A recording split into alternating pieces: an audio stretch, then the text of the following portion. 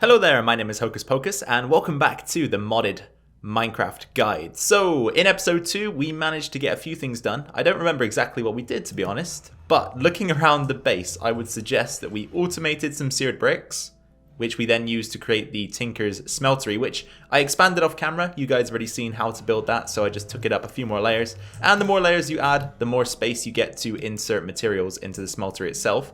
We also replaced the torch under our crucible with blaze mesh to speed up the lava production process, and we accessed the nether, which I'm going to quickly break the portal because it's kind of annoying me, and I think it probably will annoy you guys as well. So let's take out this guy, or perhaps we won't take out that guy.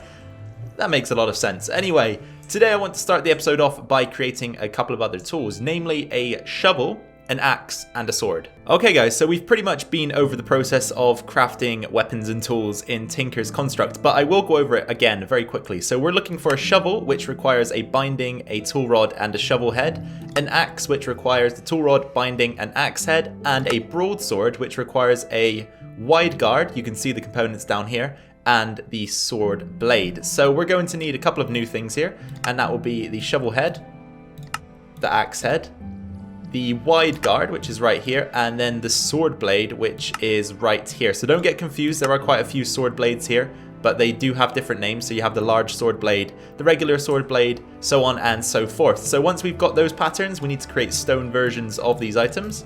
So you can just pop them into the part builder like so, using cobblestone to craft up the parts. And once you have the stone versions of your pieces made, you just want to cast them with gold, and that will create your molten casts, and then they will harden, and you will get yourselves the shovel head cast, and then the corresponding cast for each of the items that you've already crafted. Alright then guys, so it seems as though we've got all of the casts that we'll require, and for these tools, I'm going to be using more cobalt, more bronze for the bindings, just to get that durability boost, and of course the cobalt for the speed, so the axe and the shovel will use the cobalt. However, for the sword, I'm going to use manulin, and manulin is crafted using molten cobalt and molten ardite, so it's a 1-to-1 ratio, and that gives you manulin, and manulin just gives you bonus attack damage when making weapons. So that's the reason why we're using that, and what we're going to do is, we'll do the shovel first. So we want to cast the shovel with cobalt. Let's just make sure that that one is bottom of the list. There we go, so that will give us the cobalt shovel head. And then we want to use bronze, as I say, for the bindings, just because it gives you that extra durability bonus. So here we go. Shovel head is done. And then we want to make 2 tool rods out of cobalt as well. One for the pickaxe. Sorry, not one for the pickaxe. One for the axe minus the pick. And one for the shovel. And again, that will give us nice speed bonuses with those 2 tools. And then as well as this, we want to cast an axe head with the cobalt as well. And then once that's done, that should be all of the cobalt used up. Yep, so my calculations so far are correct.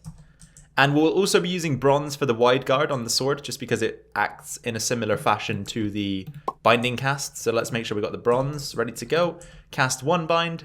And then, as I say, the wide guard is pretty much the binding of the sword. So we will be using bronze for that as well. And you can see, look, momentum is on both of the heads here. That is just a bonus to speed. Okay, and then wide guard will cost the same amount, I'm hoping, and that should be all of the bronze gone. Perfect. And then all we need to do at this point is cast ourselves a sword head in manulin and a tool rod in manulin, and we should have a nice manulin broadsword, which will give us bonus damage, as I say, with a bit of a durability bonus due to the bronze wide guard. So there's the blade has insatiable on it. Now I can't remember exactly what that does, but as I say, it gives you some sort of bonus to damage. And the tool rod has insatiable and cold-blooded. And I'm pretty sure that cold-blooded means that if a mob is at full health, when you first attack it, you'll do an extra 50% damage. So that's not bad, is it? So let's take these over to the tool station then. And firstly, we'll craft the shovel. So we want to put one of these guys in, the shovel head and the binding. That will give us a cobalt shovel. Very good. And then the axe can go into the axe section. And then the binding, that will give us a nice cobalt axe or hatchet. And then finally, for the broadsword, we want to pop in the blade, the handle, and the guard. And that will give us a manulin broadsword. Now, we can add some modifiers to these to make them faster, stronger, more durable, all of that good stuff. And I will cover that in just a second. Next up, guys, we're going to take a look at the materials and U book from Tinker's Construct. So to craft this, we need a book and a blank pattern. For a book, of course, we need some paper. And paper can be crafted using sawdust, which we can get from using a hammer on some wood. And I actually went ahead and crafted ourselves a cobalt hammer as well, so this works in the same way as the hammers that I showed you early on in the series.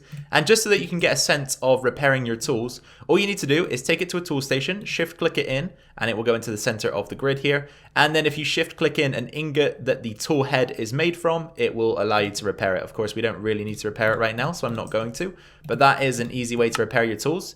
And what we actually need to do is use the hammer here on some wood. So if we grab maybe 4 pieces, pop it down and do this, we get some sawdust, as you can see. And then in the crafting bench with the sawdust, we just need to go in a straight line to get some paper. So we'll just craft all of that up into paper like so. And we're also going to need 3 of these guys, 1 for the book and 1 for the materials and U. And then we also need a piece of string from here.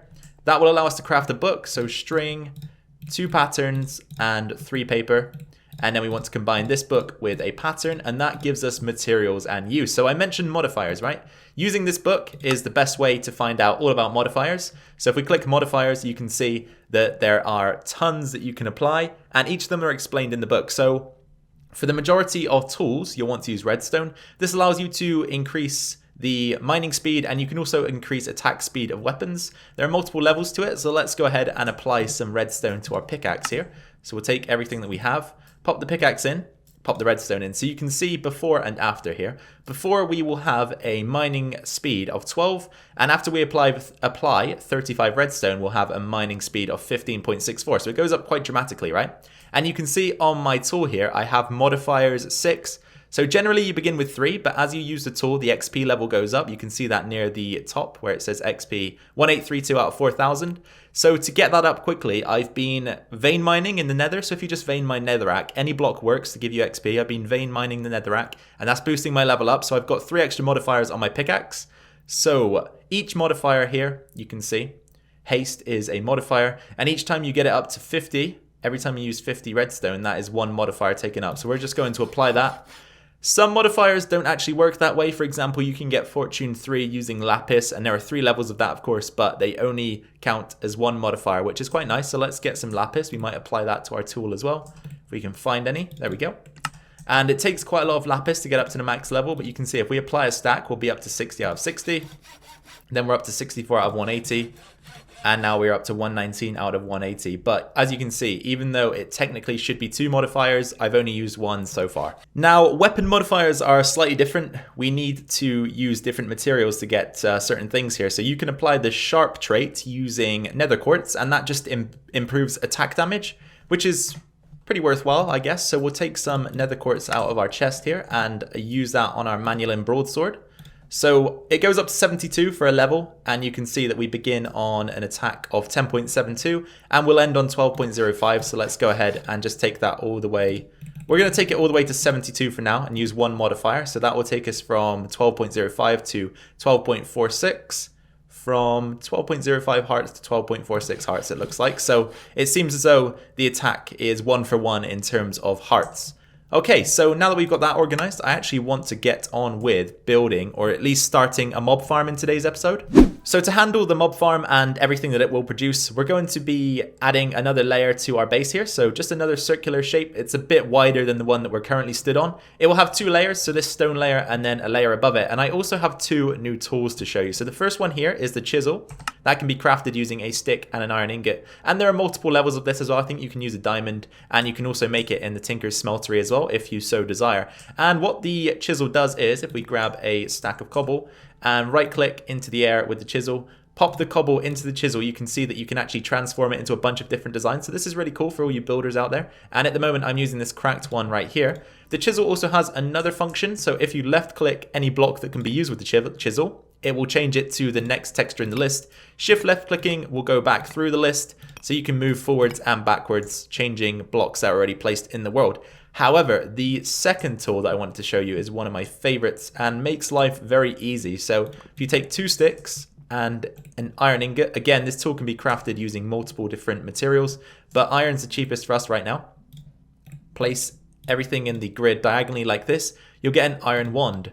So the iron wand is a building tool that just makes life a bit more convenient. And you can see I've already made an outline for our platform up here. And if we take the wand out, as long as you've got the material in your inventory, you can kind of just fill in the gaps. So it's very, very cool, right? Very, very convenient. And it makes building, wow, much easier. And at some point during the game, you can actually get a wand that has almost an unlimited range. So you can pretty much just build and build and build. I think this one can only handle 9 blocks at the moment. It said 9 blocks when it was new. So, you know, you can upgrade them and all that good stuff. But I'm going to finish up the platform here. Then we'll get on with the mob farm.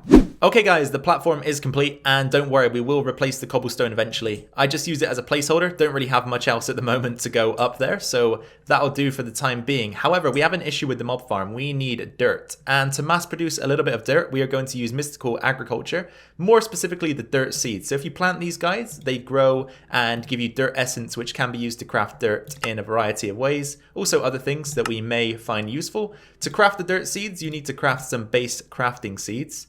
And those are using prosperity shards and seeds. So I got the seeds by sieving some dirt. However, you have to use a string mesh to sieve dirt. So make sure you replace one of your iron meshes with the string if you're following along here. And then what we need to do is pop these in the center, prosperity shards around the outside to create the base crafting seeds. That should be a quest complete. And at the moment we have a few ready to turn in right here. So we'll go ahead and do that in a second. Then we require some inferium crafting seeds. So that's the base crafting seeds with some inferium around it. So let's go ahead and do that. Perfect. And then we can convert these into dirt seeds by placing dirt in the corner, inferium around the outside, and that gives us tier 1 dirt seeds. Very good. So these can be planted, as I say, grown, and then used to craft dirt. What we'll do before we move on here is just turn in a few of these quests and maybe get a couple of loot chests. So we've got a few to turn in there. Oh, we didn't get this one? No way. We crafted those. The game just didn't detect it, so we might have to do a few more of those. Anyway, we'll do that in just a second. Rewards, we'll get a basic loot chest. We'll also go ahead and get a good loot chest. That's all of our 15 RAK spent. Freezing doll, dropping a barrel of pyrotheum to spawn blizz. Dropping a barrel of pyrotheum to spawn blitz. Okay.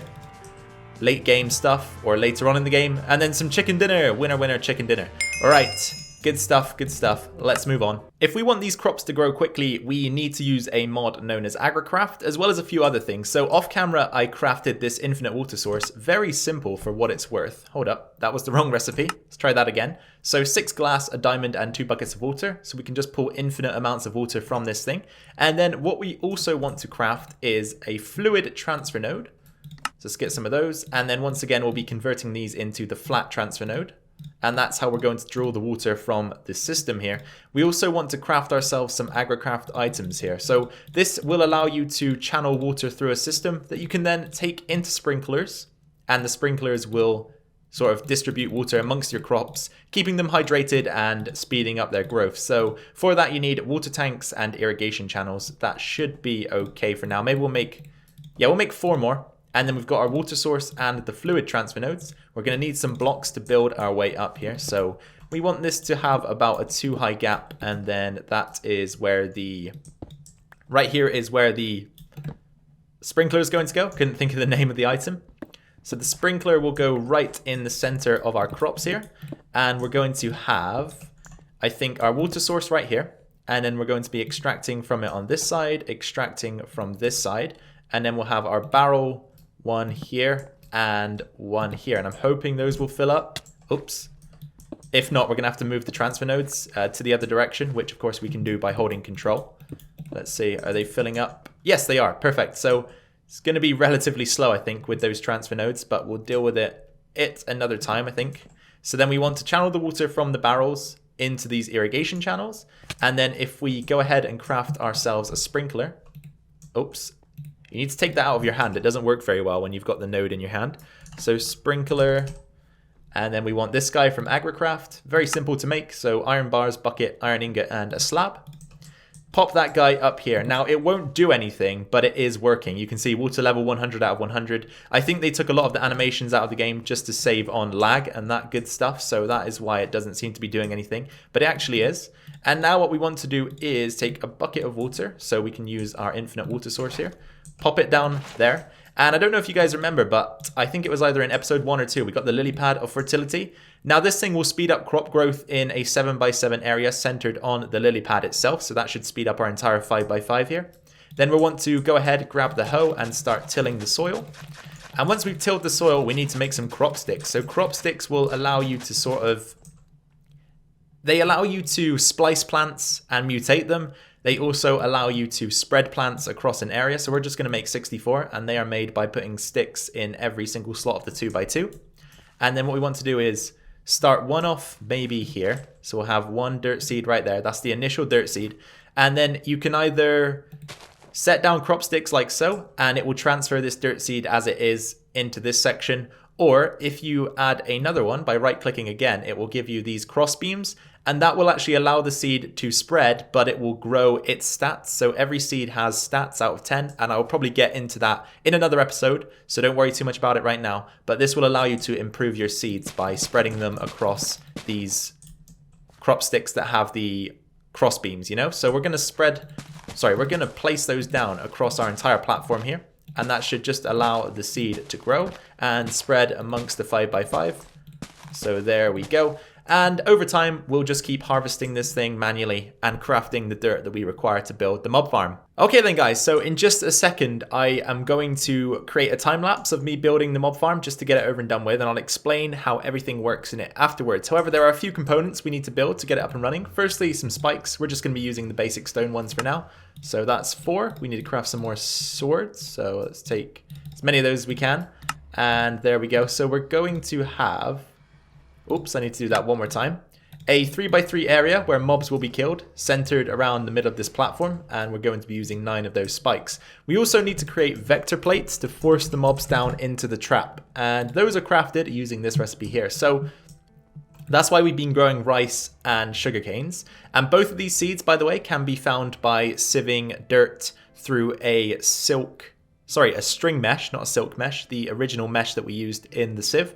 And what we can do with this is, if I grab a bucket out of here, we can take a bucket of water from our infinite source, and then combining the rice like so will give you rice dough.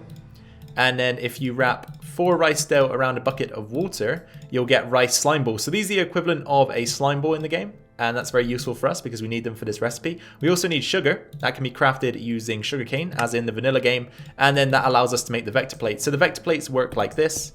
Place them down, any mob that falls on them will be forced forwards like so, and you can kind of just direct the mobs wherever you want to go, depending on where you're facing when you place the vector plates.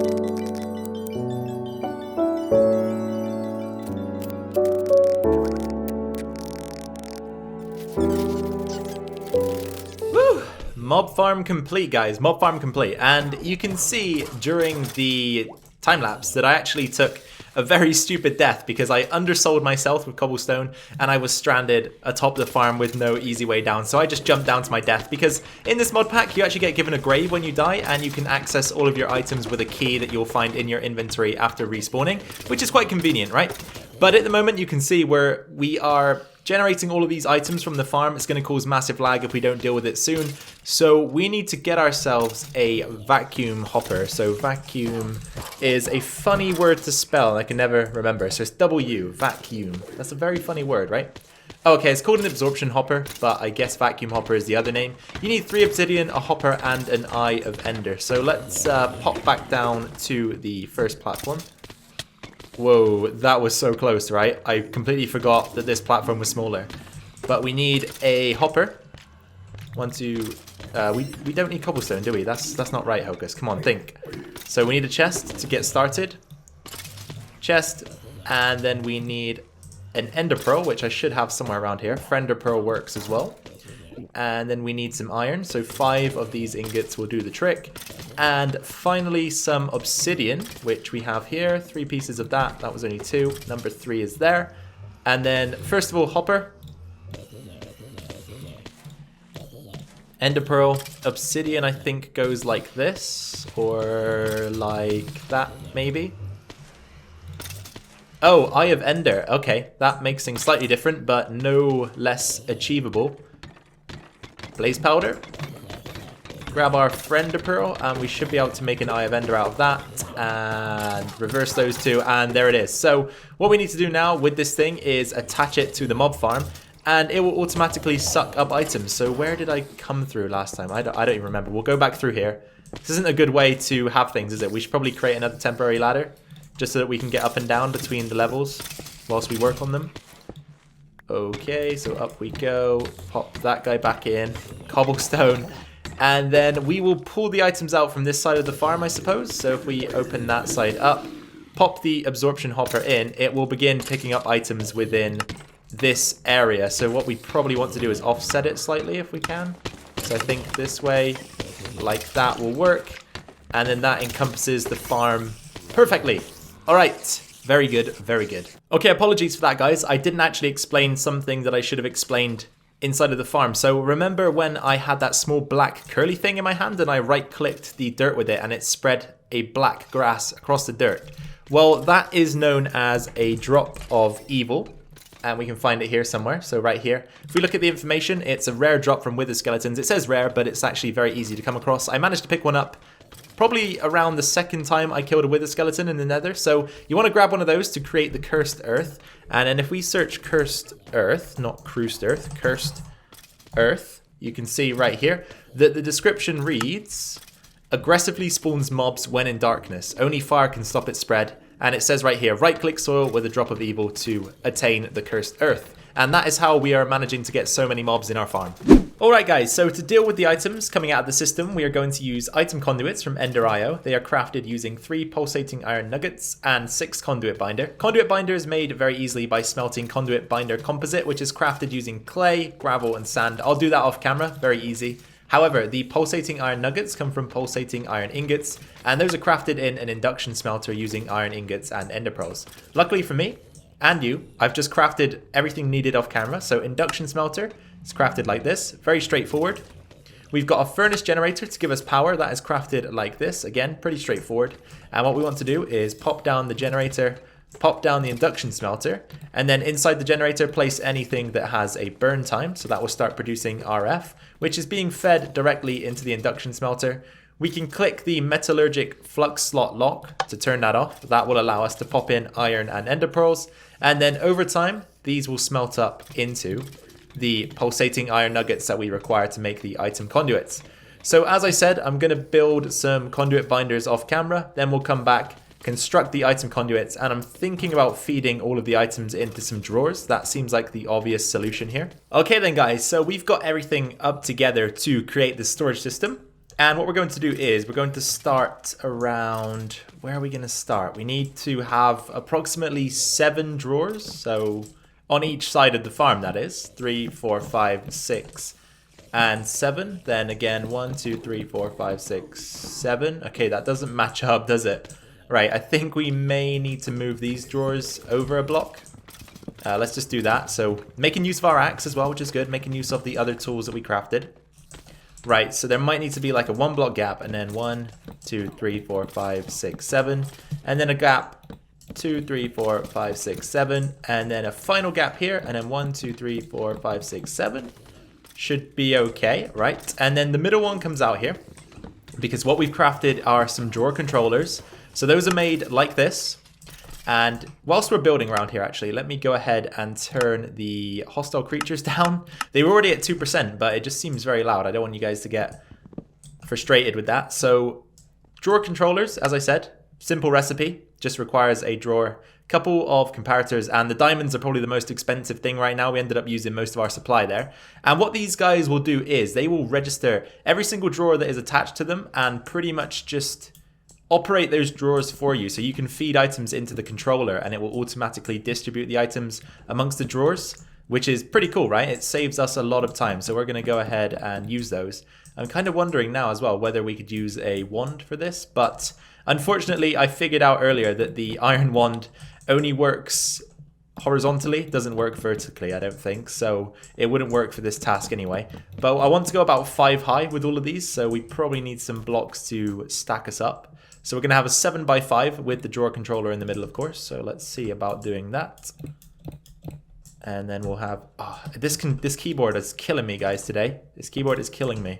Keeps walking me in places I don't want to be going. I think you'll probably see in the time lapse as well that I actually ended up walking off the top of the mob farm at one point. And that was because the keyboard did that weird glitch thing it does where sometimes I'll press a key and it acts as though I'm still holding it down even though I've let go of it, which is... as I say, it's kind of annoying sometimes. It does things that you don't want it to do. So hopefully I can figure out a way to fix that. It has been a while since I've tried. Okay, here we go. So 7x5, as I said. So there's approximately 35 drawers on each side of the farm here. And in total, that will give us 140 drawers, I believe. So 30 times 4 is 120. And then add the 5 times 4, which is another 20.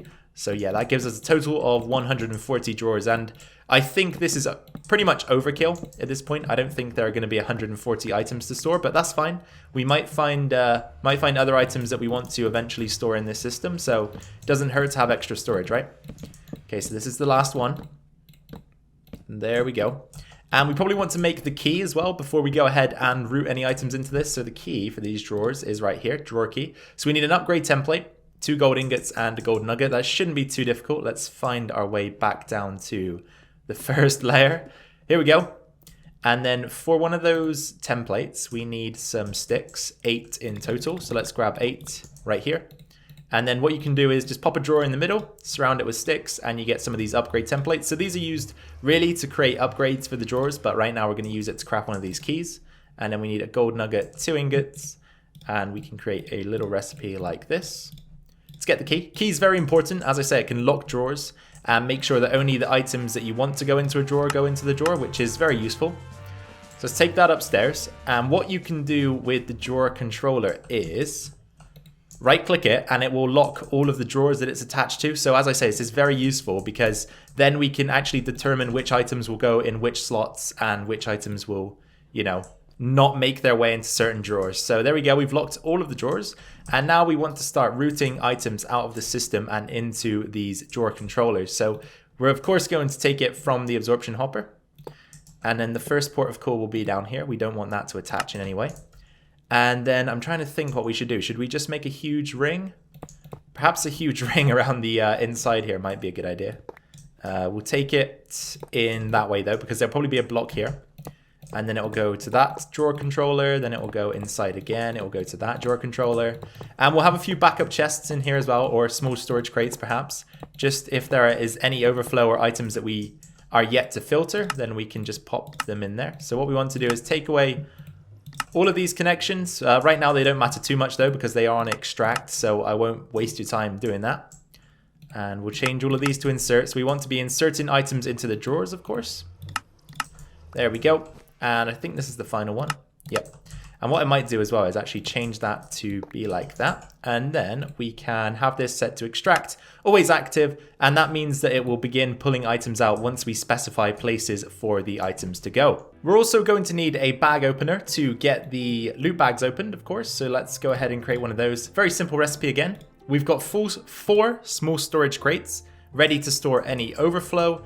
And I'm thinking that we should also make a trash can, because the trash can will just delete any items fed into it. So any overflow at all after the small storage crates will be captured by this and just deleted. So we need some cobblestone, a chest, some regular stone. Relatively basic materials, right? So 3 stone at the top, cobblestone around the bottom. Take that guy down here. And then we need to configure our item conduits to make sure that everything is prioritized correctly. So the first thing we want to do is feed items directly into this guy. So let's set the priority of that one to 2, I think, right? Yeah, priority of this one will be at 2. And then we want to extract as well. So let's go ahead and extract, always active. So hopefully any loot bags will get sent into there. Aha, there we go. So they're starting to open up, which is good. And then we'll have a small storage crate on the inside corners here, like this. Okay, yep. And we can add more of these over time as well, which is always a bonus. So we'll insert on 0 for these guys. And we'll insert on priority 1 for these. So anything that doesn't have a home in the storage drawers will go into the small storage crates. And I think at the moment as well, items will just be shooting into one of them because they have nowhere else to go, is what I'm thinking. Yes, here we go. But this is good because then what we can do is we can start taking the items out and giving them a home on the banks of storage drawers. So what we'll do is we'll have the, what's this called? Inferium. We'll have the Inferium right here. And now you can see it's building up, which means that it's getting dispensed from the system. And we can have sulfur in there. Again, that will start to develop over time. We've got a couple in already. We've got zombie heads, the archaic brick. And then on this side, we've got our rotten flesh, which look at this already. We've got 8 stacks of both of these. We've got our sugar as well. So we're just going to organize everything like so. And then our storage system should be set up and ready to go. All right then, guys. Welcome back to today's video for the last time. I've pretty much organized everything now into the storage drawers, so I think it's time to wrap up as we are probably about over the 30-minute mark at the moment, which is great and all, but it takes a long time to export these videos that are over 30 minutes, so better not go on for too much longer. So with that in mind, thank you very much for coming today and tuning in. I really appreciate the support. Take care of yourselves, take care of your families. I'll catch you all in the next one. Bye for now.